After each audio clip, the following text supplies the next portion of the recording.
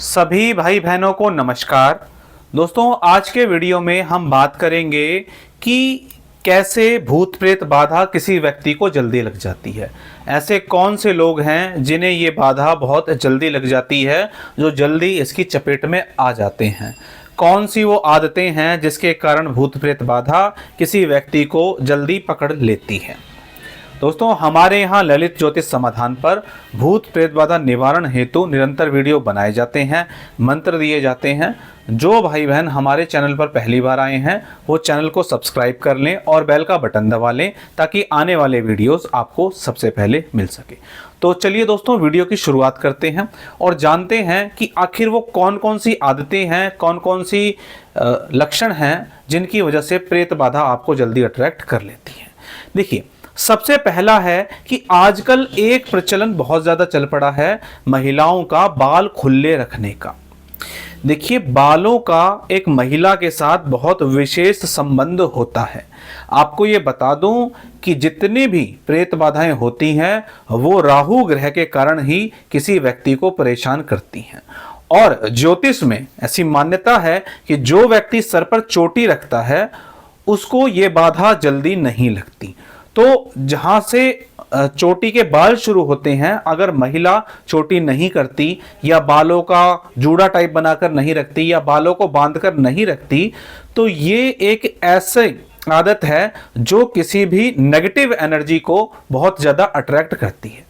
और आजकल तो मैं देखता हूं कि महिलाएं जो अपने बाल हैं वो खुले करके कंधे के आगे और रखती हैं। आप अपने आसपास नोटिस करके देखें, जिन महिलाओं में ये आदत मिलेगी वो स्वभाव से चिड़चिड़ी मिलेंगी, उनको गुस्सा ज़्यादा आता होगा, उनके जीवन साथी के साथ उनकी बिल्कुल नहीं बनती होगी। और कहीं जब आप किसी भगत के पास चेक कराएंगे तो आपको पता चलेगा कि ये सब कुछ किसी ना किसी नेगेटिव एनर्जी के कारण ही हो रहा है।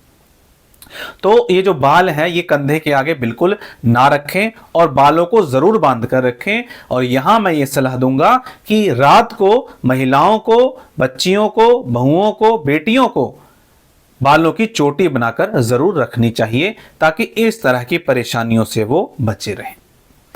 अब दूसरी आदत की बात करते हैं। दूसरी आदत क्या है कि जिस व्यक्ति को कोई भी चीज खाने की बहुत आदत है, बहुत तलब लगती है, जैसे कि मान लीजिए उस व्यक्ति को नॉनवेज खाने की बहुत आदत है या मांस मदिरा खाने की बहुत आदत है, तो भाई ये तो दो आदतें ऐसी हैं जो अगर कोई व्यक्ति करता है तो उसको कोई नहीं बचा सकता। जीवन काल के किसी न किसी खंड में ऐसे व्यक्ति को किसी न किसी प्रकार की बहुत भारी दिक्कत जरूर झेलनी पड़ेगी। तो ये तो दो ऐसी दिक्कतें थी, दो ऐसी आदतें हैं जिसमें उस व्यक्ति का सत्यानाश होना तय है। और अगर उसके घर में किसी प्रकार की कोई दिक्कत है और फिर भी वो इस तरह की आदतों को नहीं छोड़ता तो उसको कोई ठीक नहीं कर सकता। अब बात करते हैं उन लोगों की जिनको ना तो मांस मदिरा खाने की आदत है, ना ही ड्रिंक करने की आदत है, ना ही किसी प्रकार का मछली खाने की आदत है, लेकिन किसी विशेष प्रकार की चीज़ खाने की आदत है। जैसे कि पिज़्ज़ा खाने की आदत है, खाने में मान लीजिए शाही पनीर खाने की आदत है, कोई आइसक्रीम खाने की आदत है, मतलब कोई एक ऐसी चीज़ खाने की आदत है जिसके बिना वो नहीं रह सकता। तो अगर आप इस कैटेगरी में आते हैं तो इस कैटेगरी में जरा ये देखिए कि अगर आपको कोई चीज खाने का शौक है तो चलिए कोई बात नहीं, लेकिन अगर आप उस चीज के बिना नहीं रह पा रहे, मैं देखता हूं बहुत से लोग 10-10 किलोमीटर गाड़ी चलाकर जाते हैं कोई विशेष चीज खाने। अगर आप इस कैटेगरी में हैं तो ऐसे नेगेटिव एनर्जी जिनको अपने जीवन काल में इस तरह की चीजें खाने की आदत थी वो निश्चित तौर पर आपके प्रति अट्रैक्ट हो जाती हैं।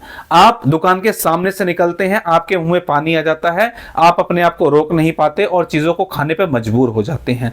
या खाने पीने की चीजों के कारण आपके घर में आपकी वजह से अगर झगड़ा हो रहा है तो जरा सावधान हो जाइए, क्योंकि ऐसा करने से आपको नेगेटिव एनर्जी बहुत ज़्यादा अफेक्ट कर सकती है। अपनी सिर्फ खाने पीने की आदत ज़रूर सुधारिए ताकि इस तरह की चीज़ें आपको परेशान ना करें। तीसरी चीज़ जो है वो बताता हूं। पहले मैं ये बता दूं कि जिन लोगों में ये आदत है उनको आखिर क्या करना चाहिए। आप अपने जीवन में साप्ताहिक एक व्रत ज़रूर रखें। जिनको भी आप इष्ट मानते हैं उनके नाम से जरूर व्रत रखें, या आप अमावस्या का, पूर्णिमा का और 2 एकादशी पड़ती हैं महीने में, दोनों का व्रत रखें।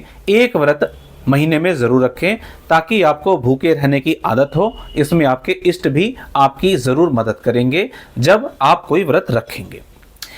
तीसरी आदत के बारे में बात करते हैं।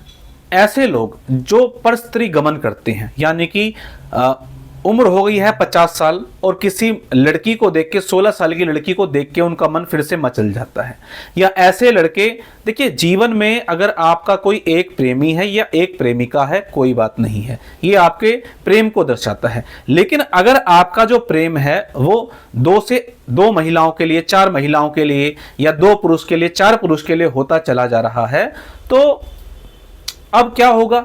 ऐसी आत्माएं, ऐसी नेगेटिव एनर्जी जो शारीरिक संबंध बनाने के लिए तड़प रही हैं, वो आपके प्रति अट्रैक्ट हो जाएंगी, और अट्रैक्ट होने के कारण आपको फिर परेशानी होने लगेगी, आपके जीवन साथी को परेशानी होने लगेगी, आपके पूरे घर को परेशानी होने लगेगी। अगर आप ऐसे लोगों में से हैं जिनको हर कुछ समय पर एक नया बॉयफ्रेंड या एक नई गर्लफ्रेंड चाहिए और बिना शारीरिक संबंध बनाए आपकी भूख शांत नहीं होती, आपका जीवन चल नहीं सकता, तो आपका सत्यानाश होना तय है, चाहे वो किसी भी समय में हो। जब ऐसी ग्रह दशा आएगी कि जब शनिदेव दंड देने पे आएंगे, राहु आपको पीड़ा देने पे आएंगे, तो आप तिलमिला उठेंगे, और ये जो आपकी आदत है जिसे आप नहीं छोड़ पा रहे अभी, ये स्वतः ही छूट जाएगी।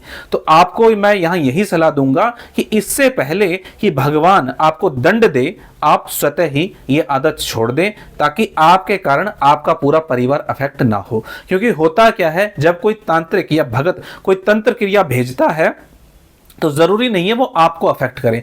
हो सकता है आपकी 12 साल की बच्ची हो, आपकी 16 साल की बच्ची हो, उसका ऑरा अभी कमजोर है, उनको अभी उन्होंने टीन एज में कदम रखे ही हैं, पीरियड्स आने शुरू हुए हैं, लड़कों को दाढ़ी मूछ आने शुरू हुए हैं, इतनी सेंसिटिव एज होती है कि भाई आपको तो कुछ होगा नहीं, आपने तो अपना शरीर कर लिया मैला कुचैला, लेकिन आपकी इस परस्त्री गमन के कारण आपके घर के जो बच्चे हैं उनको बहुत ज्यादा दिक्कत हो जाती है, आपके पास रोने के अलावा कुछ नहीं बचता। अगर इस तरह की आदत आपके अंदर है तो प्लीज इसे सुधार लीजिए, कहीं ऐसा ना हो कि आपका जो ये कर्म है ये आपके बच्चों को बहुत ज्यादा अफेक्ट कर दे। हालांकि उसके भी कार्मिक अकाउंट होंगे उस समय पर, उस समस्या से पीड़ित होने पे, लेकिन कहीं ना कहीं इसका जो बेस है वो आप बनेंगे। इसीलिए आप ऐसी गलती कभी ना करें जिससे कि आपका पूरा परिवार अफेक्ट हो जाए। अब हम बात करते हैं चौथे प्रकार के बारे में।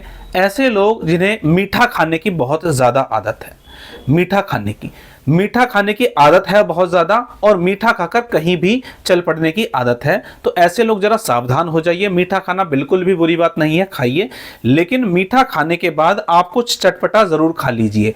और मीठा खाने के बाद रात को कभी भी किसी भी ऐसी सुनसान जगह पर ना जाए जहां चौराहे पड़ते हों, सुनसान चौराहे पड़ते हों, ऐसी जगह पड़ती हों जहां से कोई आता जाता नहीं हो, क्योंकि रात को अधिकतर रोड सुनसान ही हो जाते हैं, बहुत से चौराहे जागृत होते हैं, बहुत से लोग उन पे कई प्रकार के उतारे करते हैं, आपको पता भी नहीं चलेगा, जल डालकर भी उतारा हो जाता है। तो कहीं आपकी किस्मत खराब हो और आपको इस समस्या का भुगतान करना पड़े, तो रात को मीठा खा के जरूर कुछ चटपटा खा लीजिए। आपके मुंह में से मीठे की जो स्मेल है वो नहीं आनी चाहिए।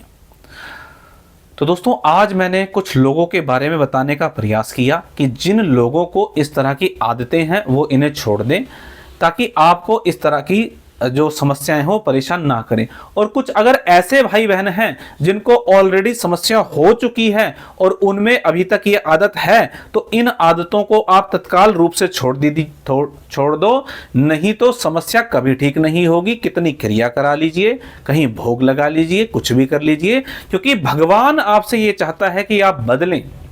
किसी भी समस्या का जीवन में आने का जो मुख्य मकसद है वो है कि आप अपने बुरे विचार, आदत, व्यवहार छोड़ें। जब तक आप वो नहीं छोड़ेंगे वो समस्या जस की तस रहेगी। तो चलिए दोस्तों, आज के वीडियो में इतना ही। मिलेंगे इसी तरह की जानकारी के साथ अपने अगले वीडियो में।